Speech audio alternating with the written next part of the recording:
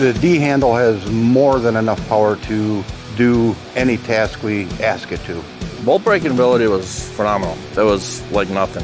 On a single battery, I've been able to remove all the tires off of a truck and put them back on a single charge. To use a battery to have that much power, you know, it's pretty impressive. The benefits of a tool auto shutting off is that it's less effort for the technician to hand torque the lug nuts, which makes them more efficient and not fatigued over time. We'll tighten it down with the Milwaukee 1-inch D handle, and it'll go until it stops. Then we'll come back, and it takes about a quarter turn to get it to where it's properly torqued.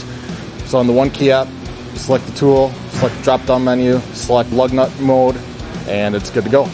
I highly recommend the 1-inch D handle because of its portability and its ability to do the same job with less.